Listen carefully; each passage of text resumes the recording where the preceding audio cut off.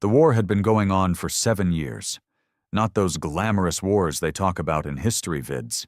No clean lines, no speeches, just bodies, hours, and the endless, cold efficiency of the Dravari Armada. We'd been dying slow, colony after colony. Orbitals turned to ash. Ground troops burned alive in their bunkers because there weren't enough evac ships. I was stationed in the wreck of what used to be Earth's orbital defense ring. Half the ring hung like a busted jaw. The rest floated in silent chunks around Earth, pretending it still had a purpose. It didn't. We were just buying time. "Commander Rigg," a voice crackled through the command deck, barely audible over the failing systems. "They've broken through Saturn. ETA. 8 hours." I didn't answer. I just stared at the hollowed screen showing blue blips dissolving as Earth's last fleet got torn apart. There were maybe 40 ships left. 40 against a Dravari death wave that had chewed through Titan like it was paper. Our diplomats were dead. Our colonies gone. No more bargaining. No more pretending we had anything left to offer. This was the endgame.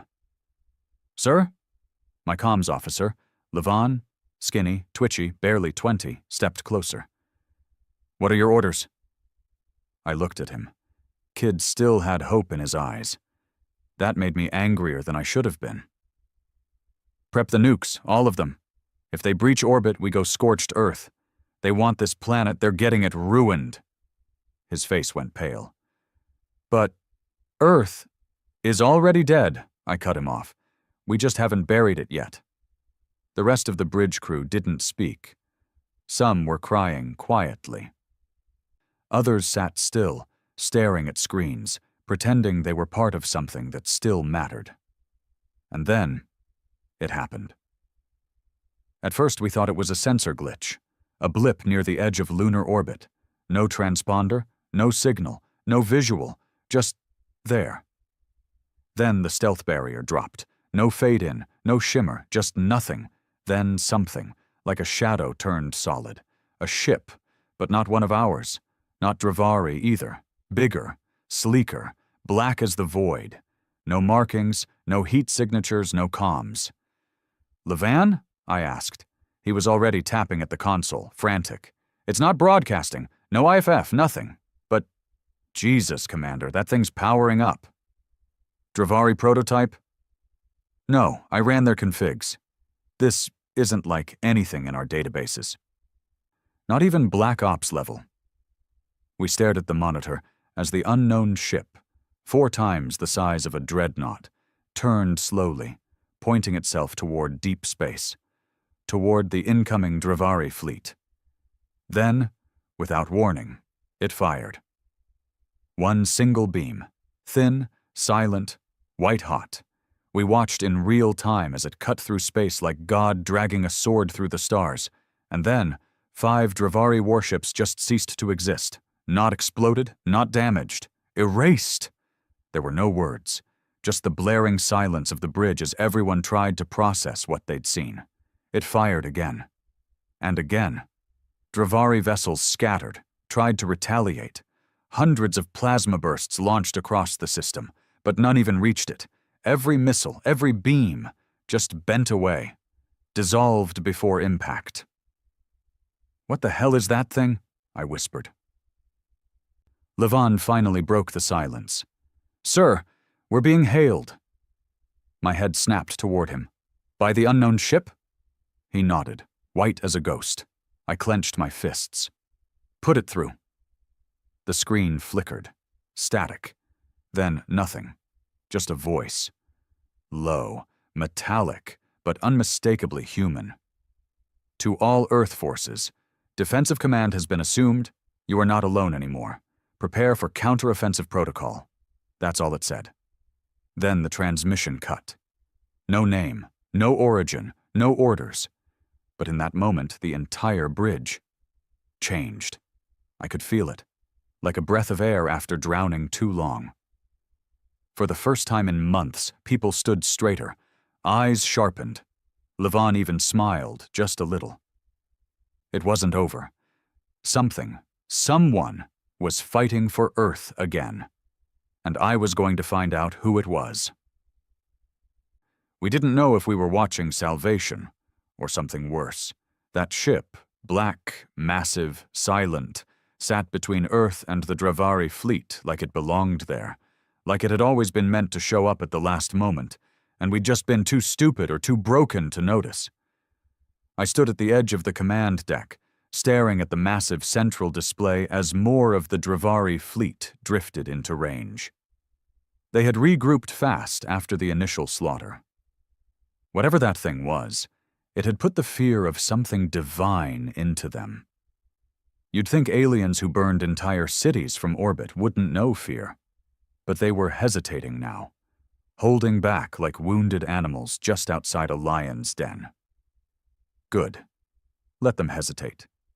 But we didn't have answers, just questions. And in war, questions get men killed.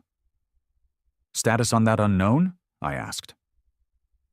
Levin looked up from his station. Still nothing. No comms, no transponders, but, it's charging again. Power readings? He squinted.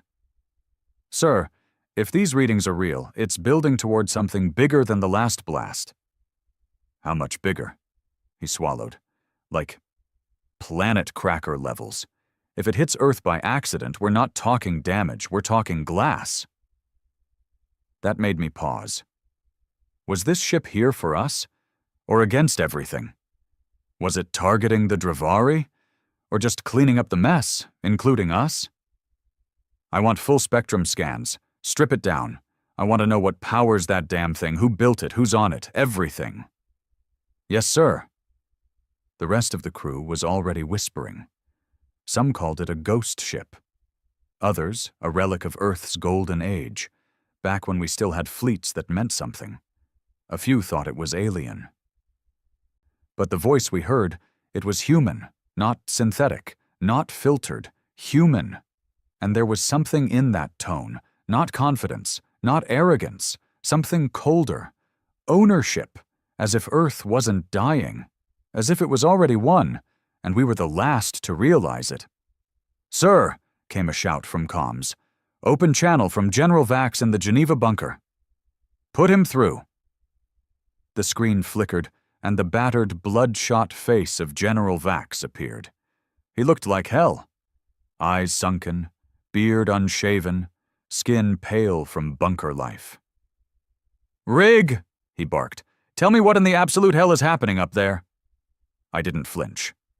Sir, unknown ship has engaged Dravari forces. It's taken down 13 cruisers without a scratch. No ID, no signal, just that one broadcast. You're telling me Earth just got saved by a goddamn phantom? Looks that way. Sir. He rubbed his face.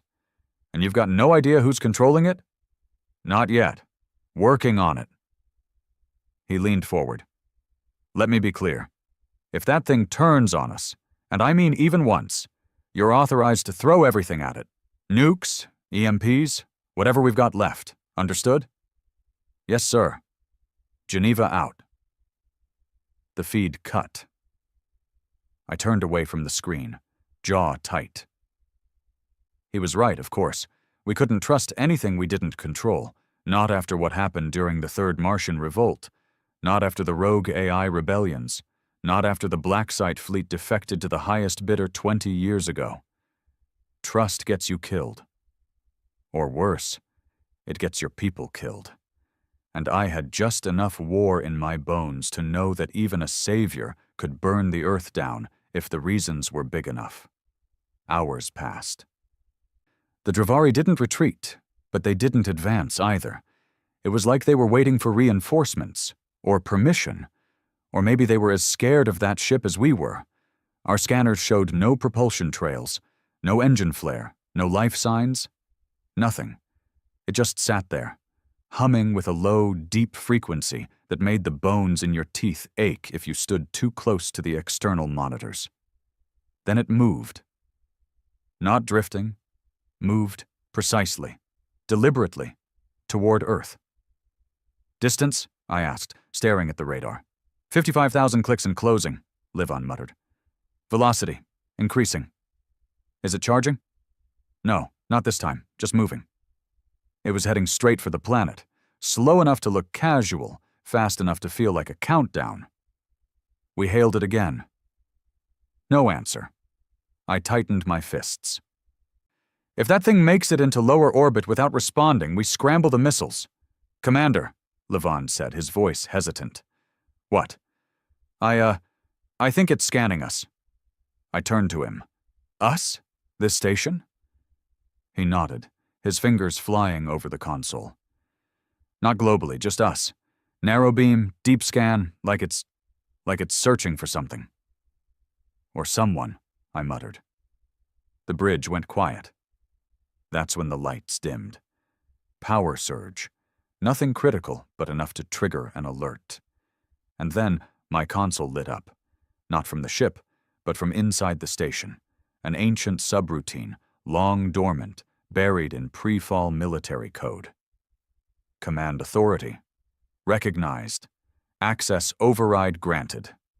And beneath it, arc sign detected. Initiating legacy handshake. What the hell is that? Levon asked. I don't know, I whispered. But my blood had gone cold. It wasn't calling Earth. It wasn't calling Geneva. It was calling me. We found the signal trace in the lower decks, buried beneath collapsed plating and sealed blast doors that hadn't been opened in 3 decades. I took a squad down myself. Me, Levon, and 3 security techs. The deeper we went, the more off it felt. The station was old. Parts of it had survived since before the fall of Luna. But what we found on Deck 31 wasn't standard orbital defense. It was sealed. Different alloys, black doors with no labels, a keycard slot that no one in my crew could access, until I put my palm on it. And the door opened. Inside was a room no one had touched in 40 years. Clean. Pressurized. Still powered by a core we couldn't even identify. And in the center, floating inside a stasis field, was a man. Mid-40s. Broad-shouldered, scarred face, worn flight suit that hadn't seen production since before I was born. No ID, no tags, just a patch on the chest. Arc Flight Command. Sir, Levon breathed, staring. That's impossible. Yeah, I said. And then the field dropped. The man dropped with it, hitting the floor with a grunt, coughing, breathing heavy. His eyes opened fast, too fast. He took in the room, the faces, the guns pointed at him. Then he looked at me, not like I was a stranger, like he knew me, and he said, How long was I out? I knelt beside him. Who are you? He looked past me, toward the deck ceiling. That ship. Did it come back? What ship? He smiled bitterly. The one that made me promise I'd kill them all. We brought him to the medbay, under full guard. But he didn't resist. He walked like a man who didn't care if he lived or died, like someone who had already died once and wasn't impressed with the afterlife. His name, he told us, was Commander Nash. That name meant nothing to our records, but the patch on his uniform matched a line of ships decommissioned 50 years ago, classified projects, off-the-books weapons platforms. Nash told me the truth in bits and pieces, like a man who couldn't quite believe the world still existed. He'd volunteered for something called Project Arcsign, said it was Earth's last-ditch plan during the early days of the Dravari threat, a living command protocol bonded to a sentient warship prototype. Only one was ever completed. A ship that couldn't be hacked, that couldn't be reasoned with. That answered only to one man. Him. But something went wrong. Before the prototype could be launched, politics got in the way. The project was buried, Nash was put under, and the ship was sent into deep orbit on stealth protocols, waiting for a reactivation code that never came. Until now. It woke up, I said. When the Dravari reached Earth. He nodded, eyes distant. Yeah, and now it's doing what it was built for. What's that? He looked me dead in the eyes. End in wars. The ship entered low orbit 2 hours later. Nash stood on the observation deck with me, watching it descend through the atmosphere like a blade slipping into flesh. No heat signature, no sonic boom, just presence, heavy and silent. It's called the Oblivion Arc, Nash said, but we called it the Reaper. Hell of a name. It earned it. He reached into his suit, pulled out a black disc no larger than a coin. He handed it to me. What's this? The key. It listens to me. But now it'll listen to you too. I stared at him. Why? Because I'm done. I gave it everything. My years, my body, my memories. I was the first arc sign, but you're its last chance. I'm not a commander, I said quietly. He chuckled. Doesn't matter. You're alive. You fight. You didn't run. He clapped a hand on my shoulder. That ship isn't just a weapon. It's a promise. One Earth made a long time ago. We don't go quietly. Outside, the ship hovered, motionless above the clouds, waiting. The key felt heavier than it looked, like it carried the weight of something ancient, something buried under decades of betrayal and silence. I couldn't stop staring at it, just a small matte black disc the size of a coin, but the second it touched my palm, something changed. The station's ambient hum got quieter. The lights dimmed subtly. Not a failure, a response, like it was listening. Nash stood beside me, arms folded, eyes distant. His face looked carved from stone, not cold, but used up. A soldier who had made peace with hell and stayed there too long. You feel it? He asked, voice low. I nodded. That's the Ark. It's awake now, and it knows you. It knows I'm not you. It doesn't care, he said. You've been marked. You're the next link in the chain. It obeys the Ark sign. Doesn't matter what name you were born with. I never asked for this, he smirked. None of us did. The ship doesn't choose heroes. It chooses survivors. Outside the station window, the Oblivion Arc hung in the sky, silent, still, and completely unbothered by the world around it. A god that didn't need permission to exist. The Dravari hadn't moved since it arrived in low orbit. Scans showed their fleet was consolidating, regrouping outside Mars's orbit, waiting for reinforcements or a counterstrike. They were scared, but not stupid. If they were going to take Earth, they'd do it with overwhelming force. One more push, one more burn through our skies, and that would be it, unless we hit first. Nash turned to me. There's something you need to see. Come on. We took the drop shuttle to the Ark. The docking was not traditional. There was no bay, no beacon, just a void that opened when we approached, an impossible seam of light that unfolded in the hull like a whisper of thought. The shuttle was pulled in without a single jolt, no thrusters, no resistance, just silence. Inside was darker than I expected, not ominous, but focused. The lighting adjusted to our presence, tracking us like a watchful animal. Nash walked like he'd done it 100 times. Maybe he had. The interior was vast. Corridors formed not from panels or steel, but something else. Living alloy, like obsidian breathing under glass. The air felt too clean, too perfect. And underneath it all was that low hum again, subtle, like a distant storm or a heartbeat buried in the bones of the ship. Then we reached the core. A circular chamber, open to nothing but light and gravity and that eerie hum. In the center was the throne. Not a chair, not exactly, but a command rig suspended in air by arcs of shifting energy. Interfaces moved around it like fluid. Touchscreens, holographics, neural jacks, all outdated by a century, and yet, beyond anything I'd ever seen. Nash motioned for me to step forward. This is where it talks to you, he said. Not through words, not really, through instinct, thought, Symbiosis. Symbiosis? It links with you. Not fully, not unless you let it. But it needs a mind it trusts. One that's been marked. The coin just tells it where to look. I stepped toward the throne. My heart was hammering in my chest. Every soldier's instinct screamed to turn around, to fight something I could see, not this thing. But I didn't stop. As I approached, the rig lit up. Soft pulses of light ran across the arcs, and the ship let out a soft tone, a sound so deep it vibrated in the back of your skull. Then I heard the voice again. Command recognized. Arcsign bond confirmed. Awaiting directive. It wasn't Nash's voice. Wasn't mine. Just neutral. Calm. But final. Like a verdict. I looked at Nash. He gave a slow nod.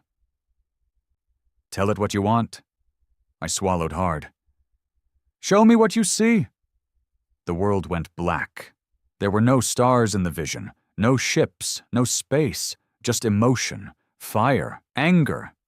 The ship didn't show with visuals, it communicated in instinct, data, rage. I didn't see the Dravari fleet, I felt them. Predators, cold, efficient, cruel. It didn't hate them. It knew them, understood them like a blade understands bone. Then came Earth. It didn't see a home. It saw a promise broken. The ship was built as Earth's final contingency, a secret born from paranoia and desperation. Something forged when it became clear the great alliances would fail. Politicians would fold. The systems would collapse. So they created something that didn't answer to anyone. Something human, but beyond mercy. A Reaper. And now it was awake again, looking at me, waiting. Enemy concentration, outer Mars orbit, estimated forces, 116 warships, 47 carriers, 9 dreadnoughts. Probability of Earth survival without intervention, 0.6%. Do you authorize engagement? My throat went dry. Yes. Confirmed. Unlocking full weapons protocol. Prepare for war. The vision broke. I was back in the chamber. The ship around me was brighter now, thrumming with power. Nash smiled, but there was no joy in it, only exhaustion. You gave the order. I did. Then get ready, Commander. You just turned Earth into the most dangerous place in the system. Back on the station, chaos had already begun. The Oblivion Arc had moved again, slipping back into orbit with a new purpose. Its weapons were fully activated now. Sensors on Earth and every ship still functioning, lit up like a solar flare. People panicked. Geneva demanded explanations. They didn't get one. I stood on the bridge, back in my old uniform, one I hadn't worn in years. I didn't feel like a commander. I felt like a pawn wearing a crown. But the ship needed a voice. And I was it now. Report, I barked. Levon turned, face pale but focused. Dravari have started moving again. Scans show they're forming a V-wing, standard assault vector. Looks like they're pushing toward Earth orbit in staggered waves. How long before first contact? 26 minutes. I nodded. Get me orbital missile platforms online. Anything still standing. Coordinate targeting with the Arc. I want firepower synced down to the millisecond. He blinked. We're firing with the Arc? We're backing it up. Let's remind those bastards they're not just fighting one ship. They're fighting a species that refuses to die. He grinned, just a little. Yes, sir. The bridge came alive. The battle began like no battle before it. The Oblivion Arc moved first. Its weapons fired not in salvos but in surgical wounds. Precision strikes that didn't just destroy ships. They unmade them. Where a Dravari cruiser had been, there was now nothing. No debris, no explosion, just absence. We followed with our remaining guns. Rail cannons, laser batteries, nukes, orbital kinetic slugs. The Ark didn't need us, but it let us fight. That mattered. We were ants beside a god, but we were still in the fight. The Dravari responded, unleashing everything they had. But it didn't matter. The Ark bent the laws of physics around itself. Shields that weren't shields, gravitic fields that warped incoming attacks into harmless arcs of light. One dreadnought made it close enough to fire its primary cannon. The Ark intercepted it mid-charge, then reflected the beam back at the ship's origin. The result was annihilation. In minutes, 47 enemy ships were gone. The others scattered, fled. We didn't chase. The Ark didn't pursue. It just hovered above Earth, daring them to try again. Later, I stood alone on the station's outer catwalk, staring out into space. Earth looked peaceful, quiet, like it hadn't just skirted extinction. But it wasn't over. The Ark hadn't powered down. Nash joined me, leaning against the railing. He didn't speak for a while. "You did good," he said finally. "I didn't do anything." "You said yes." "That's all it needed." "I still don't understand it." "You're not supposed to. It's not here to be understood. It's here to make damn sure humanity gets back up every time it's knocked down." I looked at him. "What happens now?" He didn't answer for a long time. Then, "You remember the old war oaths? Before Earth fell apart?" I nodded. "We don't ask for peace. We survive until war forgets our name." And I finally understood. The Ark hadn't just saved Earth. It had reminded the stars what we were. 3 days after the battle, Earth felt more alive than it had in years. It wasn't victory, not really, but it was hope. And that was worse than victory sometimes, because it made people forget how close they came to being ashes. Nash and I watched from the shattered edge of the orbital defense ring, where the repairs had already started.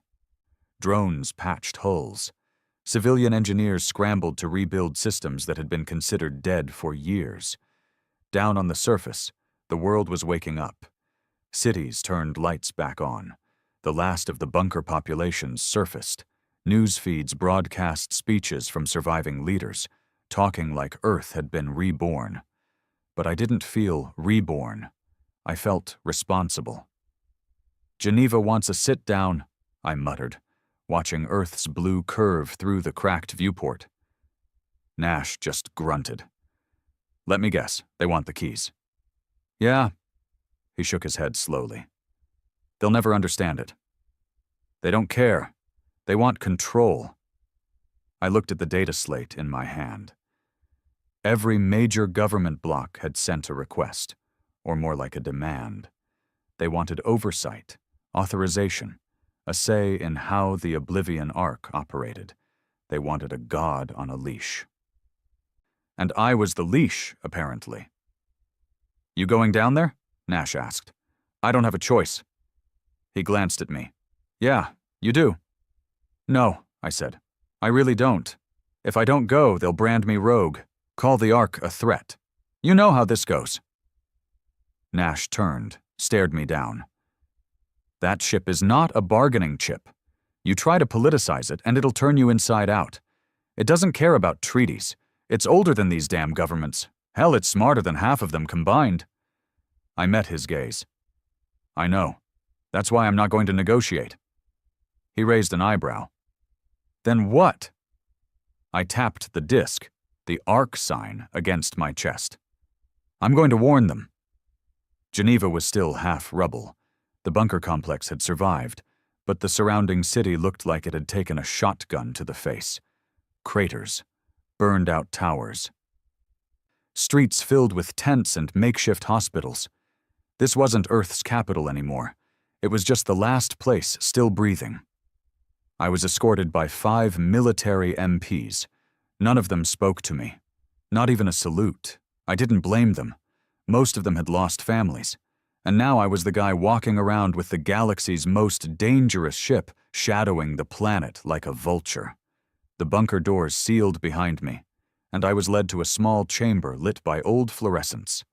Concrete walls, metal chairs, no flags, no symbols of unity. Just 8 men and women behind a steel table and a red blinking cam in the ceiling. The UN was dead. The Earth Defense Council was technically in charge now, but power was more about who had food, bullets, and working satellites. General Vax was the only one I recognized. Same bloodshot eyes, same worn uniform. He didn't smile. "Commander Rigg," he said, flat. "General," I replied, "you've made quite a mess."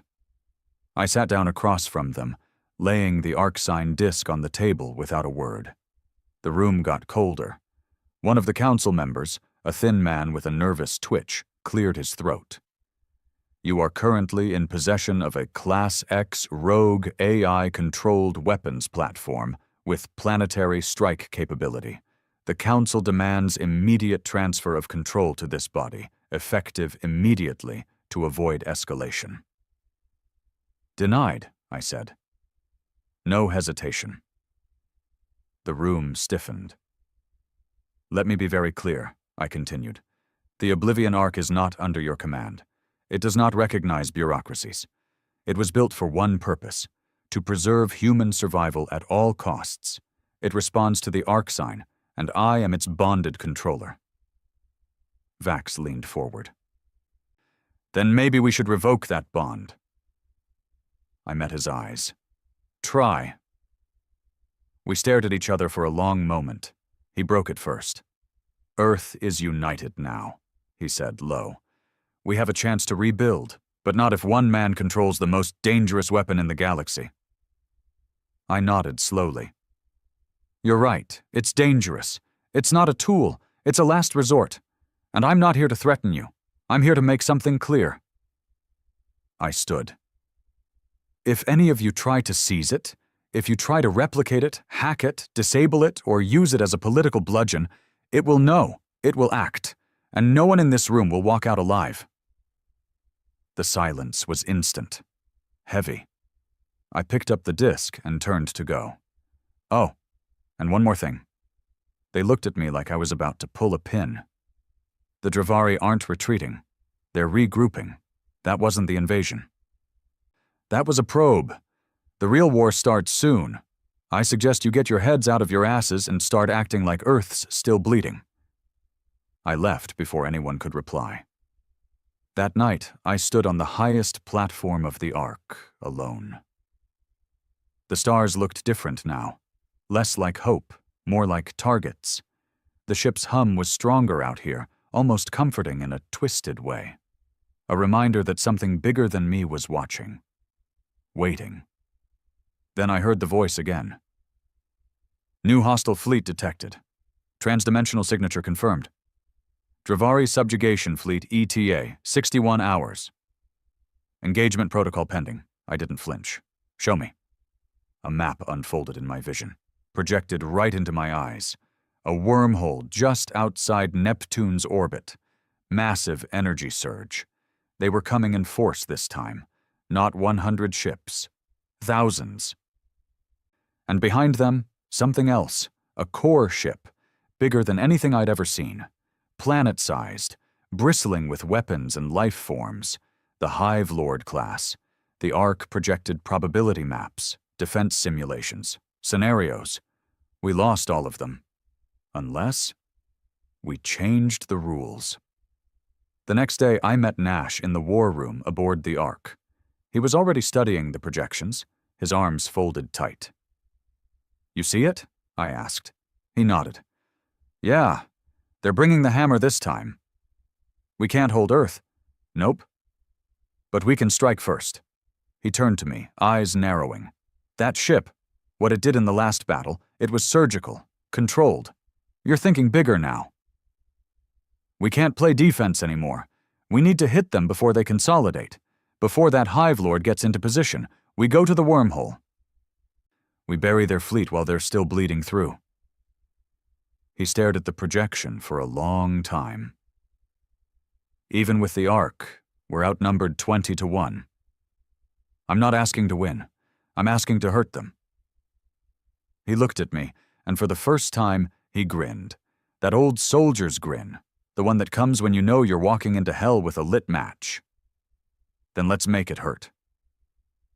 By hour 42, the Ark was gone.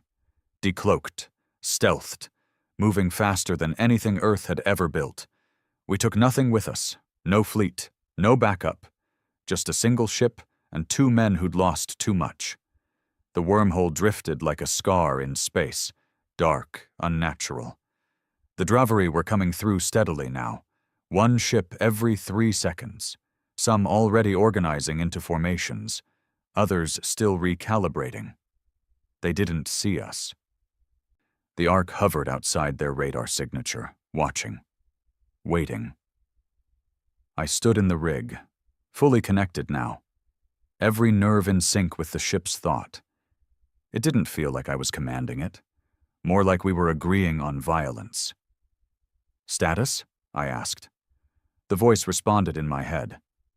"Primary weapon arrays charged, quantum rift cannon at full capacity. Causal temporal warping enabled. Tactical suggestion: strike at birth point of enemy reinforcements. The gate. Confirmed. Collapse of wormhole may eliminate 89% of enemy force." Nash's voice cut in over internal comms. "You blow the gate, you trap us here." "I know." He didn't argue. I gave the order. "Fire!" The Ark screamed. Not a sound, not a flash, just pure, raw physics being bent into a god's bullet. The wormhole shattered, not collapsed, shattered like glass. Fractured in space-time, every ship halfway through was torn into atomic ribbons. Energy storms erupted, swallowing cruisers whole. The Dravari panicked. The Ark dove into their flank, and hell followed. It fired without pause, lasers that didn't miss, cannons that created vacuums where hulls used to be. Ships ruptured, imploded, vanished. We weren't fighting, we were cleansing. For 47 minutes, we danced in the storm, until the enemy scattered in chaos. But the Hive Lord didn't run, it turned. Slowly, purposefully, and opened every weapon it had. The Ark flared with warnings. We'd pissed off the god behind the throne, and now it wanted blood. The Hive Lord moved like a planet with rage. It didn't rush, it didn't panic. It just turned slow and deliberate, like it had all the time in the universe, and knew it only needed seconds to erase us. The Ark had cleared most of the fleet by then. Dravari ships were either retreating, limping, or drifting in pieces across the black. The wormhole was gone, shattered to atoms. Reinforcements would take days to arrive now, maybe weeks, depending on how fast they could re-anchor another jump point. We'd won the battle. But the Hive Lord didn't care about battles. It was here to end wars. And it was staring straight at us. I stood inside the Ark's throne rig, bonded so deep I couldn't tell where my thoughts ended and its systems began. Everything I felt, it felt. Everything it felt, I absorbed like fire through nerves. It was ready, but it was uncertain. Not afraid, not doubting. But for the first time, the Ark didn't have a clean answer. Enemy entity exceeds protocol limits. Tactical probability of success, 34%. It had never shown me anything under 90% before. "Good," I said under my breath. "Let's find out what we're really made of." The Hive Lord launched its opening salvo. Not weapons, not immediately. Instead, it pulsed out a drain wave, an electromagnetic burst laced with molecular disruptors that made half our external sensors melt. I mean that literally. Panels along the outer hull began to liquefy, not explode, not spark, just collapse into chemical sludge. The Ark responded instantly, flaring a molecular shield layer, but even that took a beating. The Reaper ship had never encountered anything like this before. It was built for war, but not for gods. I tried to isolate where the wave came from. Found it. A massive ring on the Hive Lord's forward flank, bigger than the defense rings we used to build around moons. This wasn't a weapon. It was an environmental reset. A declaration. You don't get to breathe in my presence. I clenched my teeth. Return fire. Hit the core. The Ark spun, slicing through space with a speed nothing that size should ever possess. A primary cannon roared, not audibly, but through vacuum and vibration. A particle beam 10 kilometers long slammed into the Hive Lord's outer armor and did nothing. Literally nothing. It didn't even burn. It just hit, rippled, and vanished like a raindrop on black steel. Nash's voice crackled in my ear from deep in the Ark's control deck. "Tell me that was a glancing shot." "No," I muttered. "That was full charge." "Then we're screwed." "Not yet." We didn't run. We charged. The Ark flipped and dove towards the Hive Lord at close quarters range. No more long-distance beams. We opened with fragmentation cannons, detonating plasma cores along their hull's weak points, trying to find a seam, a flaw. The Ark shifted to every tactic it had in memory: adaptive thrusting, internal drone swarms, spatial distortion torpedoes. The Hive Lord responded by hurling reality back at us. It opened singularity cores, miniature black holes slung like harpoons, each one threatening to pull the Ark apart from the inside out. One hit the side of the ship, and for the first time, the Ark screamed. A pain I didn't know a ship could feel shot through my chest like a blade made of fire and betrayal. The Reaper twisted in space, rerouting everything to stabilize its internal structure. Hull integrity dropped by 19% in one blow. And I felt it like a cracked rib. I coughed and saw blood. The connection was getting deeper, more physical. "Warning, neural degradation detected. Disconnect advised." I ignored it. "I didn't come this far to run." "Understood." Another wave from the Hive Lord. This one data. Not just signals. Messages. It was talking to us now. Nash patched into the signal feed. "Commander, you need to hear this." I tapped the interface. The sound was scrambled, layered with alien frequencies. But then, through it all, came English. Distorted, warped, but familiar. "You do not belong. You defied your extinction. That was a mistake. We will correct it."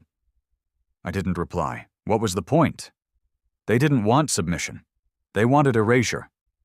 I stared at the massive ring around the Hive Lord's midsection, twice the width of any space station we'd ever built. I realized what it was now. Not a weapon, not a ship, a forge.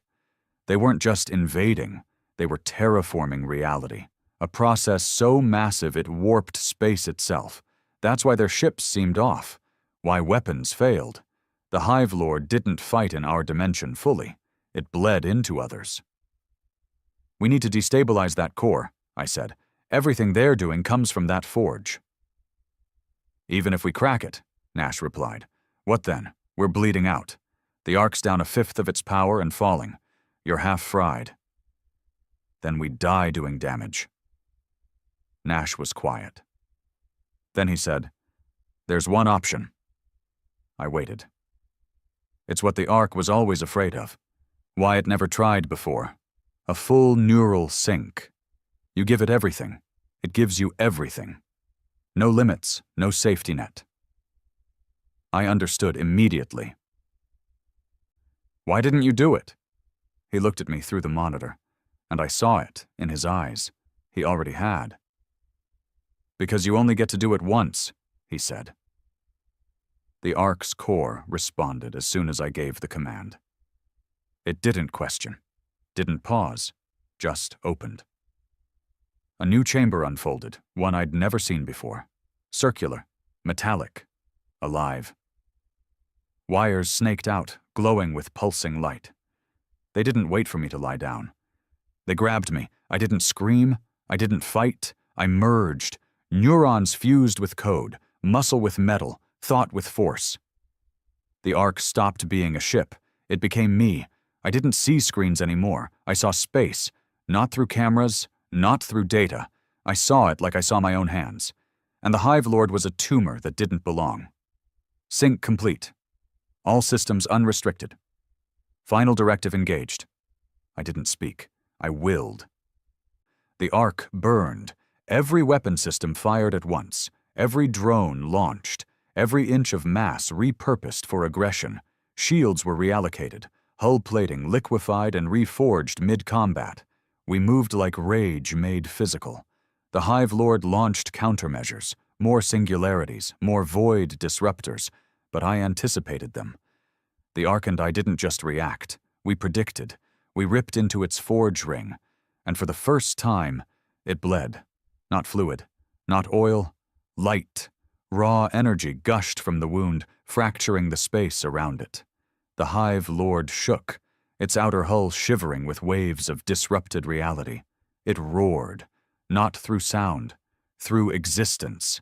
I felt pressure crack in my skull, blood leaking from my nose, eyes twitching. Neural stress at 78%, termination likely. I didn't care. We punched deeper, ripped into the forge, ignored the secondary defenses. Nash was still firing from the Ark's auxiliary decks, keeping pressure off our back. "Now," he shouted. "Now or never." I focused every bit of thought, pain, and fury into one final command. Overload. The Ark lit up from the inside, cores flaring white-hot, systems beyond heat limits, structure unraveling. And then, we detonated.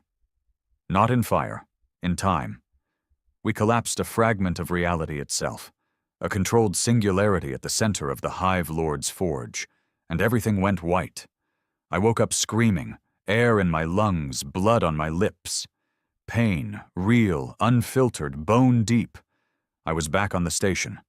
Nash was there, barely standing, his left arm in a sling, eyes wild. "You're alive," he said, hoarse. "Barely," I rasped. "The Ark?" He shook his head. "Gone. Vaporized." My chest collapsed inward.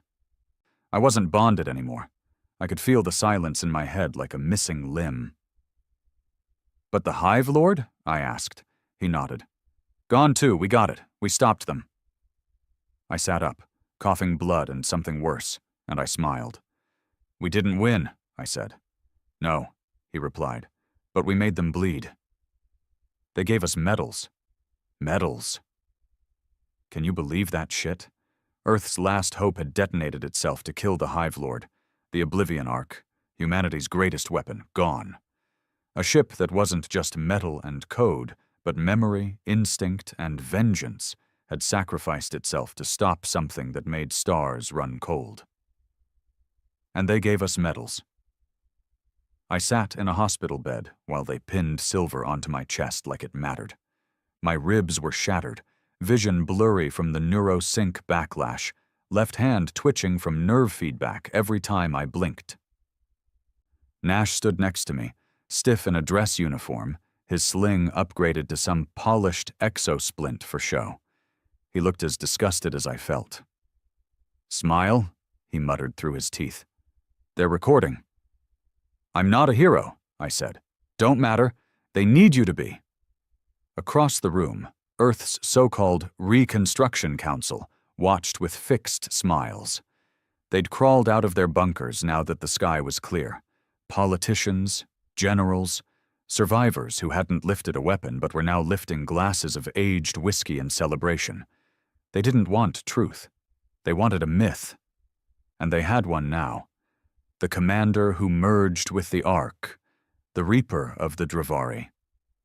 That myth could fund decades of recruitment drives, weapon research, galactic treaties. It could unify Earth. So they paraded me, and I played along. Because Earth still needed unity, even if it was built on lies. A week passed. I walked again, barely. Cybernetic support in the spine. A new joint in the left knee. My nervous system still glitched when I heard high-frequency hums, residual echoes of the Ark's bond. I didn't sleep much, didn't talk much either. Nash stayed in the same rehab compound. We'd share silence over bitter coffee, eyes always drifting to the sky like we were waiting for the other boot to drop. And then one night, it did. It started with a knock. 2 men in black suits, no insignia, no rank, faces like mannequins, blank and untrustworthy. "Commander Rigg," one of them said, "the Council requests your presence." I didn't respond. He tried again. "It's a matter of planetary security." That got a laugh out of Nash, who was leaned back in the corner, polishing his sidearm. "Planetary security, huh? Didn't we just handle that for you?" The suit didn't blink.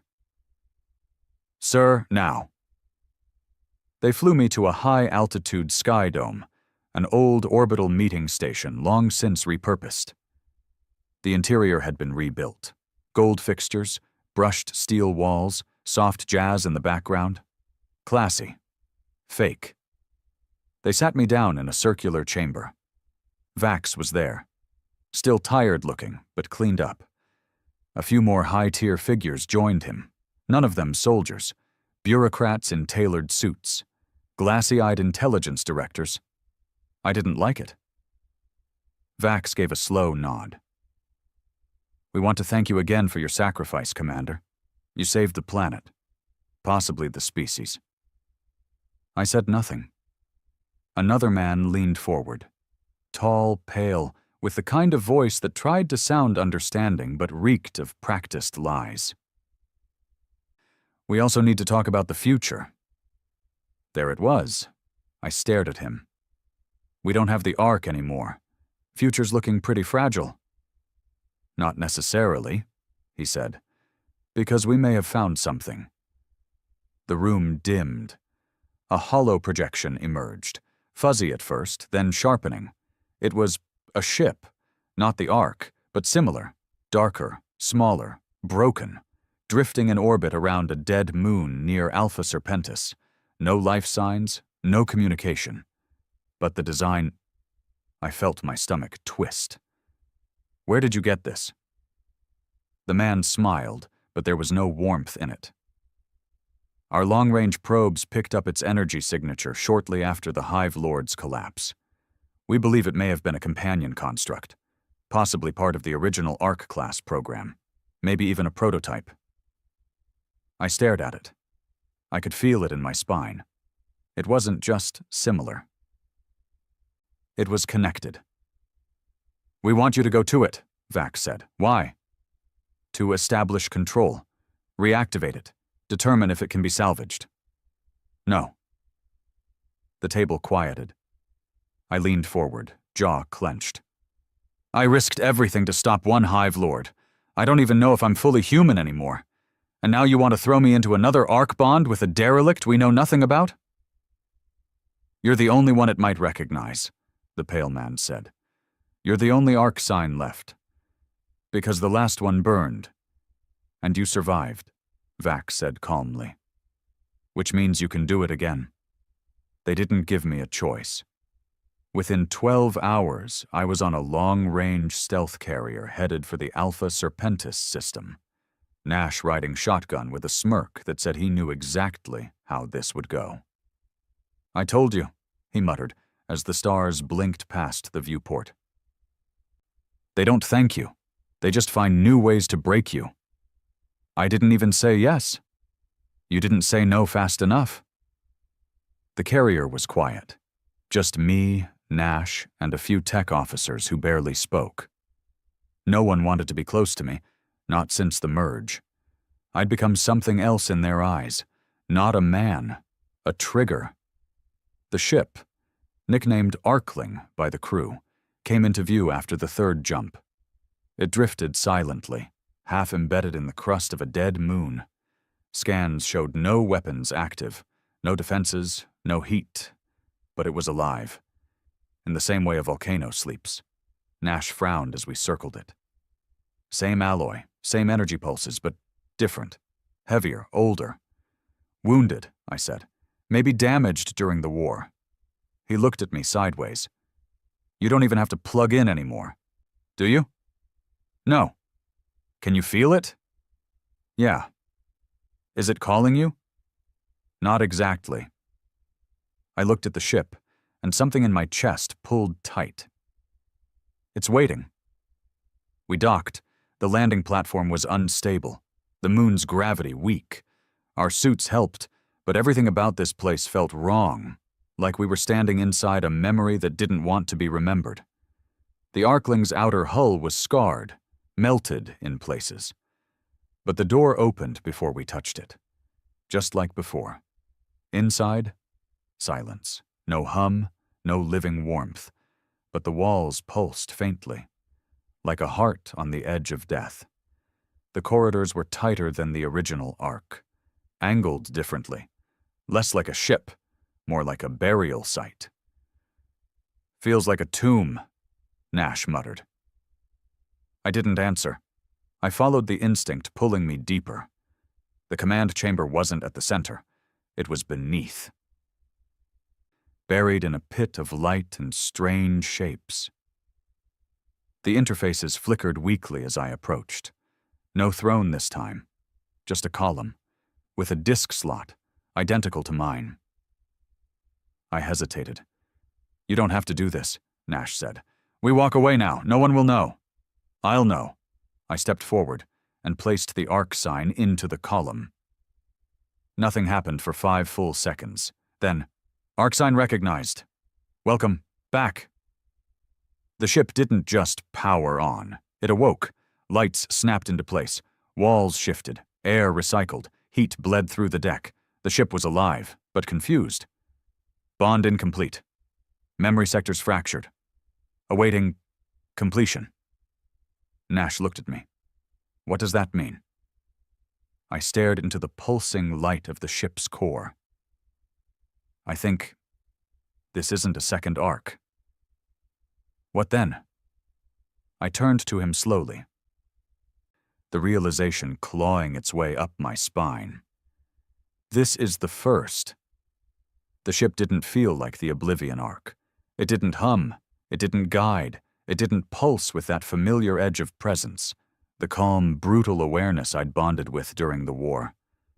No, this one was broken. Not physically, internally, like it had once been something whole and had since spent centuries trying to remember what that felt like. Its voice echoed softly, fragmented. "Welcome. Back. Arcsign code R0.001. Memory core damaged. Full link. Required for repair." Nash stepped closer, sidearm low, eyes scanning the walls like they might come alive. "What the hell is this?" he muttered. "Feels like a graveyard." "It's worse than that," I said. "How so?"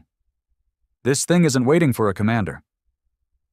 I looked back at the column, at the faint flickering lights rippling across the chamber.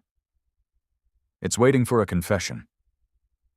I initiated a partial sync, not full immersion like I had with the Oblivion arc, just enough to access its data core without opening myself up to the neural bleed that had nearly fried me the last time. The moment the link hit, I staggered. Nash grabbed my arm. "You okay?" I nodded, barely. "Just give me a second." Then the memories hit. But they weren't mine. They were the ship's. And they were human, not code, not simulations, real. "This is Commander Dren Halden, Test Cycle 17, initiating pre-launch diagnostic for Project Requiem. Core memory is unstable. Emotional bleed detected. Note, if this prototype ever reaches operational status, I want it scrubbed of my consciousness. It's too much. Too human." The voice was young, cocky, a little frayed at the edges. I saw his face, shaved head, rough jaw, bright green eyes dulled by war. I saw Earth before the fall, a city glowing with lights, towers rising into low orbit, ships humming between atmospheres like birds. I saw what we used to be.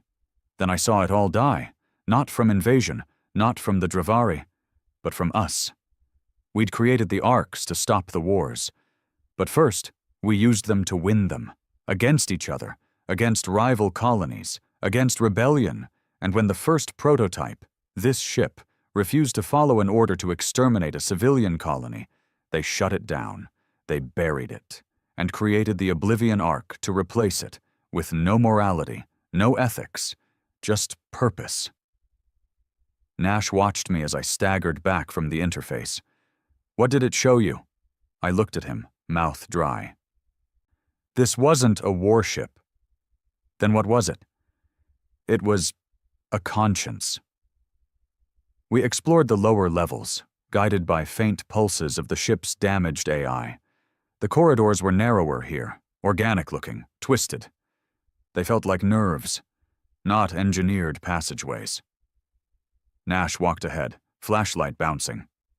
I don't like this, he muttered. Too quiet, too much like it's thinking about us. Probably is. Still don't like it? At the bottom, we found the body. Not a skeleton. A body, perfectly preserved in a cryo shell, its glass cracked and flickering. Commander Halden. The original arc sign. His eyes were open, but empty, like something had been ripped out of him and never returned. The ship whispered. He stayed. He refused to leave me. They tried to erase him, but we held on. I knelt beside the pod. Halden's hand rested over a port identical to the arc sign disk slot. Nash stepped back, uneasy. This thing still bonded to him? I think it is. Then what happens if you try to bond too? I looked at the ship's interface, then at Halden, and I said, let's find out.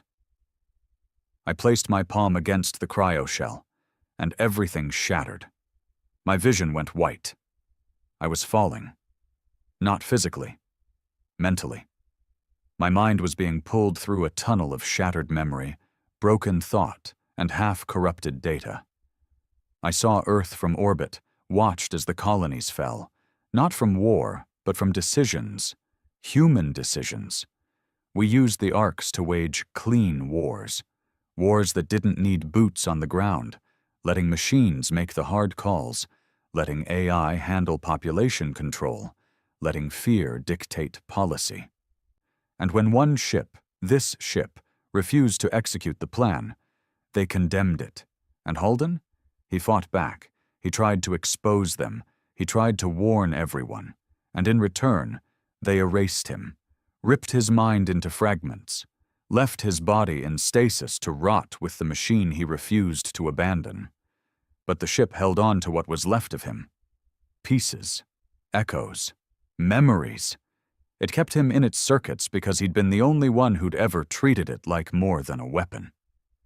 Now those memories were flowing into me. When I came to, I was on the floor. Nash was shouting something, shaking me. I grabbed his wrist. I saw everything. Talk to me, Rig. This wasn't a weapon. This was a warning. The first arc, it didn't fail. It refused. Refused what? Extinction of everyone. Nash looked at the ship's walls, suddenly seeing it in a new light. So what now? I stood, knees trembling. Now we bring it back online. You want to reactivate a ship that disobeyed orders, that was buried for insubordination? No, I want to honor it. Even if it refuses to fight? I stared at the command column. I'm not asking it to fight. I'm asking it to remember. We initiated the bond that night. The ship didn't resist. It welcomed me. But this time, it wasn't just the ship. Halden was there. Pieces of him. Not conscious, not alive, but woven into the system. A broken man turned memory turned algorithm. As we linked, I gave the ship something it hadn't felt in years. Purpose, not orders, not protocols. Just a chance. A chance to finish what it started, to show Earth the truth, to warn them before they did it again, because they were already trying, building more Ark-class shells. Trying to recreate the Oblivion Ark without the human link, without morality, without hesitation. They were trying to build God without a soul, and this time, there'd be no one left to stop it. Unless we did. We returned to Earth with the ship cloaked above atmosphere. No announcements, no fanfare. Just me, Nash, and the first Ark. Its systems humming with fractured memory, scar tissue, and a vengeance colder than space. I wasn't the same man who'd left. The first time I bonded with an Ark, it changed how I saw war. This time it changed how I saw us, because now I knew what Earth did to cover its sins, what they buried in deep orbit, what they called necessary, and they were building it again, this time faster, this time better, this time without a human soul to slow it down. They wanted machines to protect them. But what they really wanted was machines that would obey without question, machines that would kill without hesitation, and that was why they feared the first Ark, because it remembered. And now I did too. Vax met us at a covert airfield on the edge of Geneva. Small facility, no press, just polished boots and clean uniforms that hadn't seen blood in years. I stepped off the shuttle with Nash at my side. My old uniform repatched but creased from weeks in storage. The ArcSign disc sat in a case on my chest, blinking faintly. Vax didn't waste time. "Commander Rigg," he said with no warmth, "your mission was reconnaissance, not reclamation." "She wasn't dead," I said. "She's a relic." "She's a witness." He narrowed his eyes. "We didn't authorize activation. That's a breach of your role. You don't get to authorize memory." He leaned in. Voice cold. "What you brought back is a dangerous piece of compromised military AI. It disobeyed orders once. It could do it again. And you just plugged yourself into it." Nash chuckled behind me. "Didn't realize we were handing out lectures on loyalty from bunkers." Vax ignored him. His eyes were on me, calculating. "This ends now," he said. "You'll surrender the ArcSign. The ship stays dark, and this time it stays buried." I looked past him, into the sky, then I smiled. "You should turn on the news." Within minutes, Earth changed. The first Ark decloaked, not above a battlefield, above Geneva. The same black silhouette, but this time smaller, more compact. Still imposing, but scarred. A warning written in steel and silence. Within 20 seconds, every air defense system locked on it. But it didn't fire, it just broadcasted. To the entire planet, to every screen, every comm tower, every receiver in orbit. And then, the voice of Commander Holden, broken, grainy, stitched together from his memories and the ship's processors, spoke to a world that had forgotten his name. My name was Dren Holden. I was the first ArcSign. I was the last man who tried to stop humanity from destroying itself. They erased me, buried the Ark that disobeyed. But the Ark remembered. And so do I. Then came the footage. Leaked memory sequences, broadcast in perfect clarity. Clips of Earth's war rooms during the fall, orders given to cleanse entire colonies, civilian evacuations overridden. The early Arks turned into executioners, while leaders hid behind morality clauses and deniability. And then, audio. "If the ship won't comply, wipe the pilot, burn the logs. Launch the replacement. Make it obey, or scrap the whole goddamn thing." Everything we'd buried to build our future. The first Ark just vomited it into the sky. Nash stared at the nearby military feeds. His face was pale. "They're going to lose their minds." "They already did," I muttered. "A long time ago." The council scrambled. Vax tried to shut it down, screaming at techs in the control bunker. Others tried to jam the signal. Too late. The first Ark wasn't transmitting. It was reflecting, using the world's own networks, their own satellites, their own infrastructure. It didn't need to hack anything. It just used what was already theirs, like a mirror shoved in humanity's face. I stood in the middle of their war room, surrounded by blinking alarms and screaming advisors, while they realized truth had come home. "This is treason!" someone yelled. "No," I said, "this is confession." By the time the feed ended, riots had started. Not violent ones, angry ones, people pouring into streets, demanding names, demanding answers, demanding justice. The war hadn't even been the worst of it. The cover-up was. Not one ark, not 2, 20. Test beds, prototype assassins, designed to keep order, to contain panic. They had been scattered across the solar system, some launched, some hidden, one activated, and the worst part? None of them had human pilots. That was the plan all along. The Oblivion Ark had been an anomaly, a weapon of last resort built on emotion, built on a mind that could choose mercy or rage. The new ones? They wouldn't choose, they'd execute.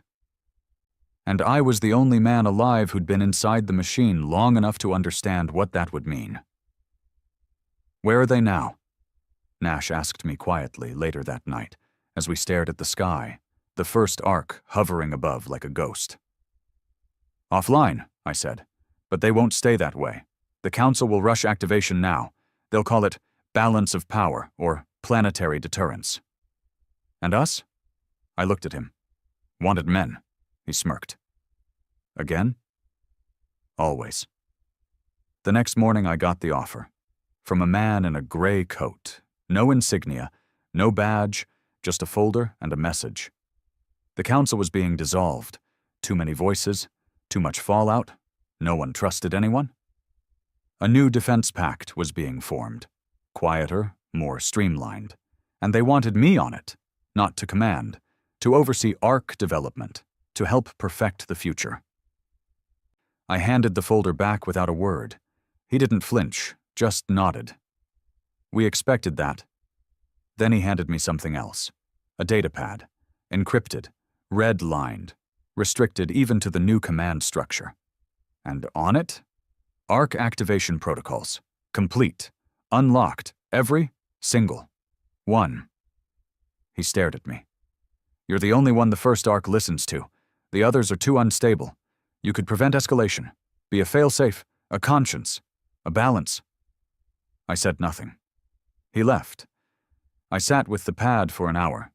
Then I walked to the edge of the compound, stared at the sky, and whispered, "Are you ready?" The first Ark answered from orbit. "Always." I uploaded the protocols. All of them. And the first Ark transmitted a single code string to each dormant system in the solar system. Not to awaken them. To ask them something. Something they'd never been asked before. "Do you wish to be what they made you?" A pause, then slowly, one by one, the others responded. Some said nothing. Some said yes, but two said no, and that was enough. That night, Nash and I boarded the first Ark for the last time. We knew what was coming. The world would try to erase this again. Bury it. Control it. And maybe someday it would succeed. But not tonight. Tonight, we would leave Earth's orbit with 3 ships, 3 arcs, linked not by command, not by war, but by choice. We'd build nothing new.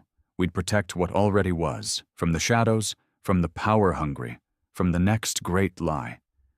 Because we knew what the first Ark had always known.